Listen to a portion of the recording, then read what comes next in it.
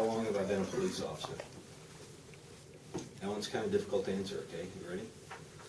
I joined the Air Force when I was 17 years old. I was in the Air Force for 20 years as a police officer. I retired in 2005, and I joined the Metro Police Department in 2006, where I've been a police officer ever since 2006. So almost 10 years.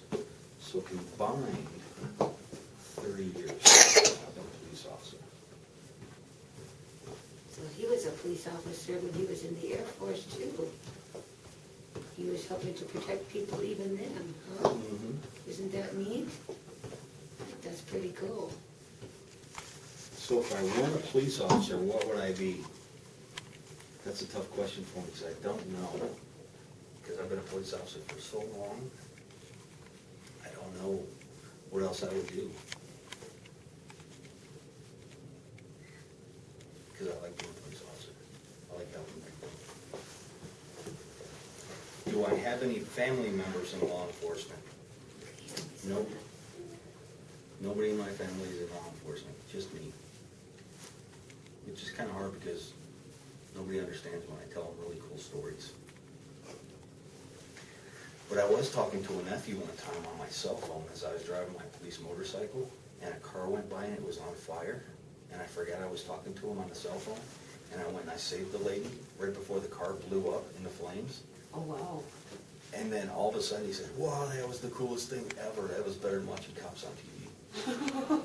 I think that's something that would be pretty exciting.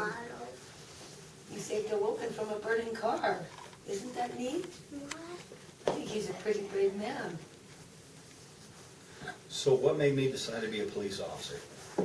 Well, I was really young. I was in high school. And I really didn't know what I wanted to do. I was a farm boy. I grew up on a farm in Ohio. And I knew I really didn't want to do farm work all my life. So I sat down with my dad and we devised a plan. So to join the Air Force and pick a job that was civilianized, something that I can do outside of the Air Force. So I chose to be a police officer, not really knowing what I was getting into because I was so young. But I really liked the work and I learned a lot. And so I became a police officer. That's how I kind of took my career path. In high school, I did have a highway patrolman come in and talk to us, and that was kind of cool. So I remember that exchange with him, and that kind of was a little bit of a motivating factor as well. What's a typical day like for you? That's a really tough question because every day is different. Every single day I have no idea who I'm going to meet or what I'm going to do. And that's part of the fun of being me. Always different. Always different. I never know what I'm going to get. So I get up in the morning and I get dressed and I go down to the garage and I climb on my police motorcycle and I call on the radio to dispatch and I log in and that's how my day starts. And I drive out of the garage and I come here to briefing and I get my orders of what I need to do for the day and then I get back on my motorcycle and I go out and I either handle accidents or I issue citations or I arrest drunk drivers. And that's what I do on a daily basis. And write lots and lots and lots of reports. Kind of cool, huh? What tools do you like to use when you work? We have lots of tools. Not only what I have on my belt, which is a gun and an ass, pepper spray and a taser gun and handcuffs, but I also have a radar gun. My police motorcycle is a tool. We use that as well. So we got lots and lots of tools that we get to use. My favorite, I think, is my gun. And I think that's my favorite because I like to master using the gun and to learn everything I can know about weapons that can use against me as well as my weapon so that I can use my weapon most effectively based on the threat that's presented to me. It'd be foolish to pull out a handgun if somebody has a machine gun. Yes. You know, so you just run the other way. So when in danger and in doubt, run in circles, scream and shout. Not a bad, not a bad one there. That one will stay with you, won't it? How many accidents do you investigate in a month? And that depends on how many people crash. We have 10 people that work on my squad. We have a very heavily manned squad, because on Sundays, we're the only guys working. So they beef us up quite a bit. And then it just depends on who happens to be free at the time on when they get the next call. So typically, I'll investigate somewhere around 20 accidents to 40 accidents a month. Oh, So that's just me, and then multiply that times 10. times 10, you do that. Yeah. Next question is, how do you take the bad guy or bad people to jail? That's a good question, because I'm on a motorcycle. So what I have to do is I have to call dispatch and have them roll a patrol officer with a car or a truck that can take my bad guy to jail for me. So we always handcuff them, and we search them, make sure they don't have any weapons on them, and then they can go into the car. They'll be transported to jail. I'll meet them at the jail, and then we'll search them again before we take them into the jail. And then once we get in jail, all the paperwork process starts to get them booked and the booking process. So that's how the little system works for taking someone to jail. How many days a week do I work? I work 4 days on, 3 days off. 4 days on, 3 days off. So we work 4 10-hour shifts. Okay, but as a police officer, are you ever really completely off? Never. Never. Some guys can do it better than others. I try my best to turn it off when I'm home with the family, because there's a lot of stress to take home. Yeah. So I do my best to turn it off, but whenever I'm in a public situation or around the public, you're always on guard. So, because we hear all the stories of bad things that happen to people, that's the way we live life. So we know that there's evil out there, and we're trying to protect our family, so always on. And being 20 years in the military kind of tainted me a little bit as well, so never really totally off. Have I ever worked with a canine unit? Yes. I just told you that story with the bank robber. We use canine quite a bit. Whenever somebody runs away from us or we have an area that needs to be searched, the canine is so good, its senses are so keen, and the handlers work with them all the time, so they pick up on the clues that the dogs are kicking off. So if the dog stops and its ears go up and it's smelling something, the handler will see that and then work those areas and let the dog actually dictate where the searches go. So they're our best friends, them and the air unit. They both work really good with us. And canines are just sweetheart dogs. So we like that. What was the most tickets I ever written to one person? Did you write that?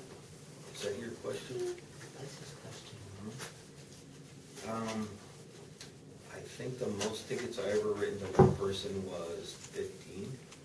Oh, wow. Yeah.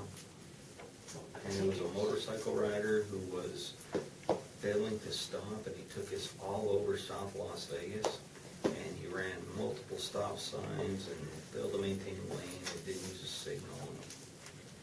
So he got a whole bunch of tickets. But that was a long time ago, and we tend not to write that many tickets now. We tend to keep it within 5. That's all we keep it down to, is a policy. Unless there's extenuating circumstances that would dictate otherwise. We try to keep it within 5. Me personally,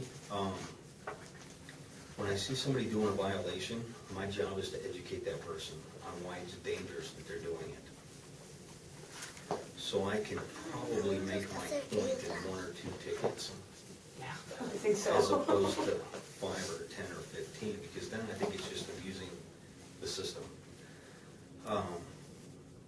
Traffic is very passionate to me, and the reason I came to traffic is because I lost a nephew. Yesterday was our anniversary when we lost him, and he was like my brother. You know, we grew up together. And he was driving home from school. He had 3 friends in his beat-up car that he was driving in Ohio, and a semi-truck pulled out in front of him. They went underneath the trailer of the truck, and it decapitated my nephew, so he was dead right there. But it was a blow to us, and it was hard losing him. So every year at this time, we get a little sad and remember him. But I remember the good times. But that's where I get a lot of my passion for educating the driving public because it's so dangerous. And most people, when they drive, it's just a habit. They get behind the wheel, they turn the key, ready to drive, and they drive down the road, and you really don't think of anything other than getting to your destination, or all the things that's going through your head as you're driving down the road. Unfortunately, bad things happen in a split second, and if you're not paying attention to what you're doing and driving safely, that split second can turn into a lifetime of misery and sadness for the people left behind. So that's why when I get speeders, I talk to them about speed and how speeding doesn't save time. Yeah, is it really? We use a mathematical equation, time over distance equals speed. So you calculate out the time it would take at 35 miles an hour as opposed to 50, and you're not saving any time. Mathematically, it's impossible. So one red light, one stoplight, one person have you put your brakes on, and you negate any time savings you would have had. Conversely, if you have that accident at a higher speed, probably going to have some injury or death as a result of it. So the risk doesn't outweigh the reward of the perceived time savings. And that's what I try to talk about the public about when I educate them. Another thing I like to educate people about is following distance.